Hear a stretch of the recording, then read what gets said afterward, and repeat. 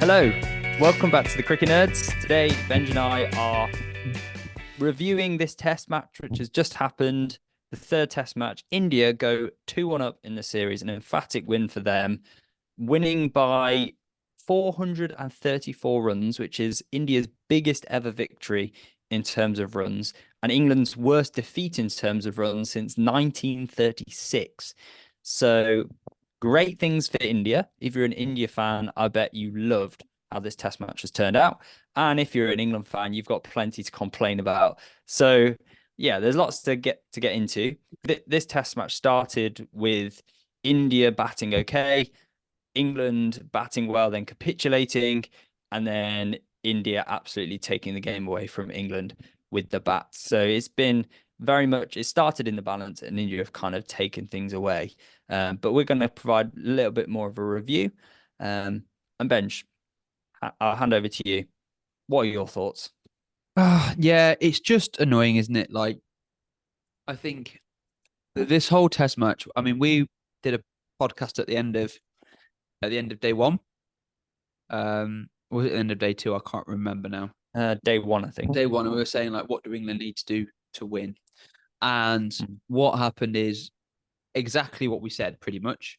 England managed to bowl India out for under 450, albeit just under 450, and then had a fantastic start with the way that Duckett and supported by Pope on that day to get to the end of day two. I mean, 207 for two with a set Duckett and route in 35 overs on the board. And it was just England had, for the first day, I think so far, won 3 sessions, or at least were in a front running position, weren't they? First time in this tour. As a touring side in India, it's always hard. And then, I mean, the morning of day 3, I don't know what was in England's water. I don't know what England were thinking that morning, but it just disaster struck, didn't it? Yeah, And they just capitulated. that was the disappointing part of the test match for an England fan's point of view. I mean, massive props to India in the way they stuck to their guns, despite the fact that they were obviously went into that third day in the weakened position. I mean, they've lost a lot of their good players anyway. You think Kohli's not in this series, Rishabh Pant's not in this series, Mohammad Shami's not in this series. In this test match, they're without they're without Shreyas Iyer due to bad form. They're without Ashwin as well because he was withdrawn. So there's so many things going against India, but they stuck at it. I thought the way Kuldeep Yadav started the day alongside Jasprit Bumrah was really impressive. And the way England responded wasn't great at all. It It was wasn't. It really wasn't at bad. all. I mean, to go from 207 for 2, and then by lunch on that day, it to be 290 for 5. Mm. It just speaks volumes, doesn't it? And then after that, England didn't really do too much. I mean, they were all out just after lunch. It was before the tea break.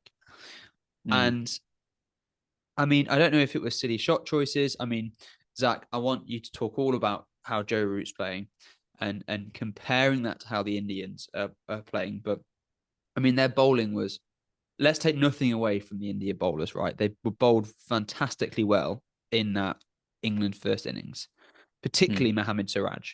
But Yeah. it was I just mean, a very silly thing for Root to do. Like, they just lost Ben Duckett. mm. No, they hadn't lost Ben Duckett, actually. Ben Duckett was still going. I think he'd reached his 150, and they were going nicely. I mean, Zach, you talk about it because you described it very well to me on Saturday. Yeah, I felt that England were in a position of strength going into that day. Um, and we know that Joe Root has struggled in this series. There's been a lot of criticism over the way he's played, some of his dismissals, the way he's got out. People have been saying Joe Root should just play his normal way. The arguments would say, well, Joe Root has been averaging more since Bazball and still is, despite his 2 performances in this test match. However, sometimes you have to play the situation. And as a batsman, who's had many times when he's been struggling to score runs. When you get a sniff and you get a chance, like maybe it's a moment of good fortune, or you've made it past a certain score and you feel in, that's where you take the opportunity. That's where the focus kicks in. And you're like, right, no one's getting me out today. Today is my day. We saw that with Shubman Gill, who is much Joe Root's junior, right? We saw that with Shubman Gill in the second test match. He was underperforming.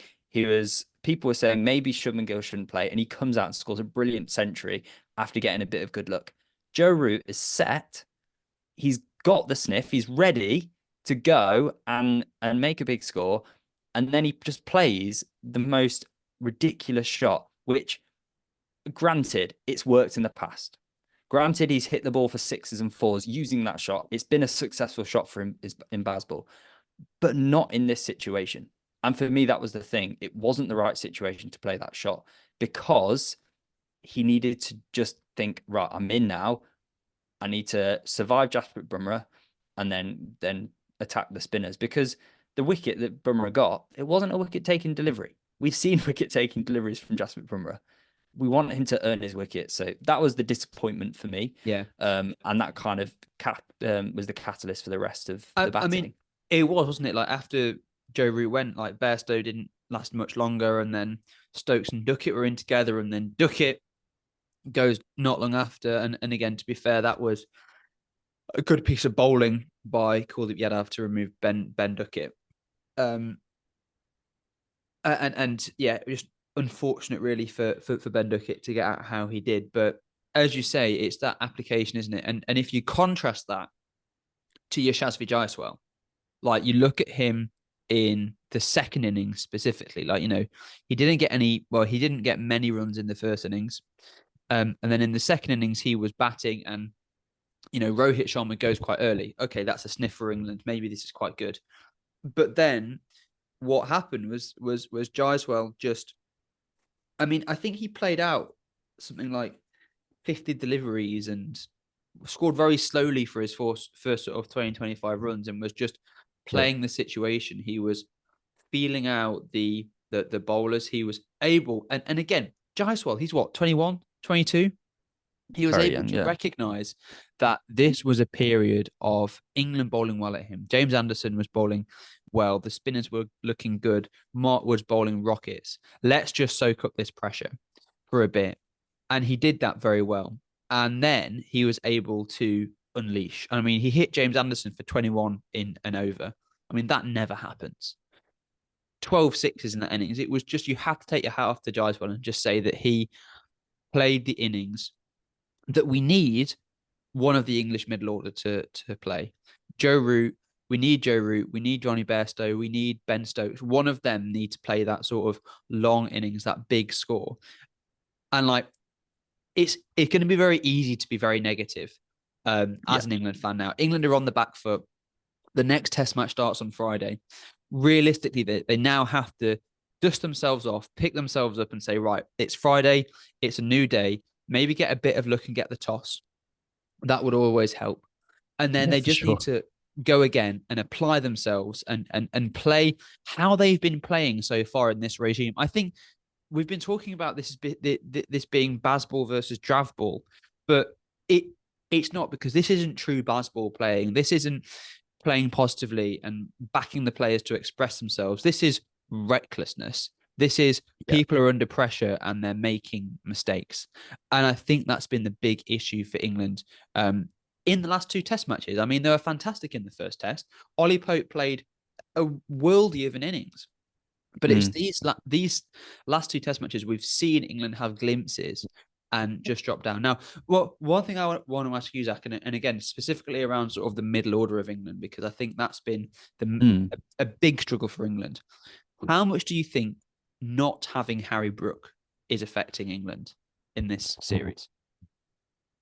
It's affecting England as much as there's no competition for spaces as much. I mean, you look at who's England's replacement for the middle order, and that's Dan Lawrence. Johnny Bairstow, his record without the gloves is a lot better than it is with the gloves. But he just struggles in India. As much as he can sometimes get on a really good vein of form and look like the best batsman in world cricket, we saw it in the summer of 2022 when Bazball kicked off. He was just unbowl. People struggled to bowl him. Um, but yeah, he's just struggled against spin so much. He's not got a good record in India. And having Harry Brook in that middle order or threatening Johnny Bairstow's place might have caused Johnny Bairstow to play better, or Harry Brook might have done a better job. I'm not sure. But that's all ifs and buts, really. It is. For me, But the middle order has struggled to kind of make an impression. Joe Root, Bairstow, and Stokes. Stokes less so, but Root and Bairstow mainly they've struggled to make a score. Not one of them's made a score, which has led to England having those middle order collapses, innings after innings after innings. And as you said, Benj, one of them needs to go on and score that big score. It's really yeah, important. it is really important. And like, if you look through what's happened so far, like Crawley has performed, Duckett has performed, Pope has performed. So our top three, England's top three have been fantastic. It is just this middle order. And again, as in the squad, there is no replacement. There is no competition for spaces. If you look at the rest of England's squad, they're all bowlers. We've got Dan Lawrence in the squad, who's come in to replace Harry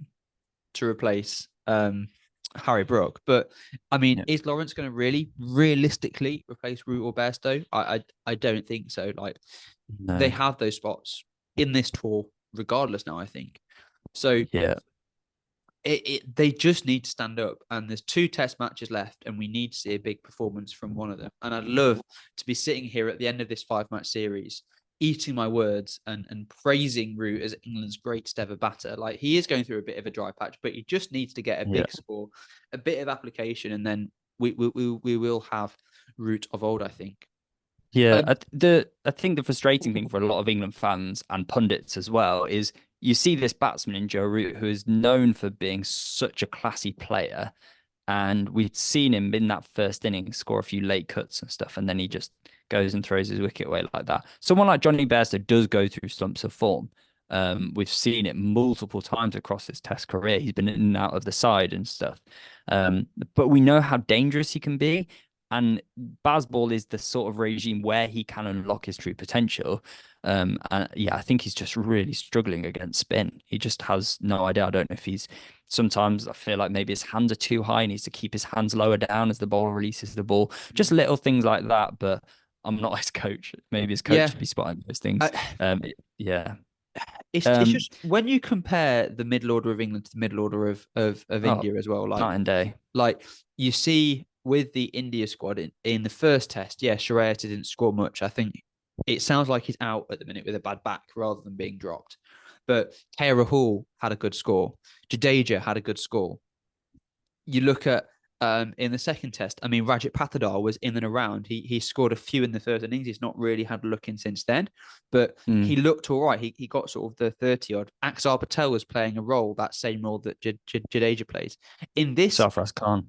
Sarfaraz Khan has come in on his test debut and has played unbelievably at number 6. You know, getting I mean, should have been 250s if he wasn't barbecued by Jadeja in the first innings. But he has played phenomenally, and again, it's a bittersweet thing as an England fan because we've been shouting for Sarfaraz Khan to be in that India Test squad for so long, and now Yeah, he it looks deserves it. like he's in there now, and it's fantastic for them. And Jurav Jarrell, I think Jarrell batted phenomenally in the first innings, and I think he kept Yeah. fantastically as well. I mean, He, he was the reason that England managed to get the run out of that India got the run out of Ben Duckett in the second for innings. sure. Yeah, he orchestrated that perfectly the way he came in. But it's been a complete performance by this Indian team Yeah, in this test match. Everyone has chipped in and had crucial performances to make. Jasprit Bumrah has not only taken 2 wickets this test match, but he's been deadly accurate. And he's been so hard for England to get away. And he got that wicket of Joe Root, albeit Joe Root gave it away. But still, he got that wicket.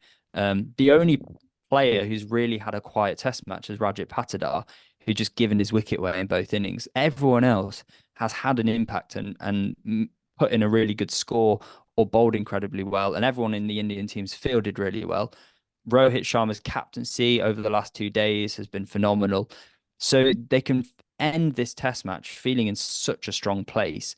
Whereas And I don't know if this is symptomatic of Bazball in that sometimes there are going to be the highs and lows. I think it was last summer or the summer before when we lost to South Africa by an innings, and it was the summer before, and sometimes in the Ashes as well.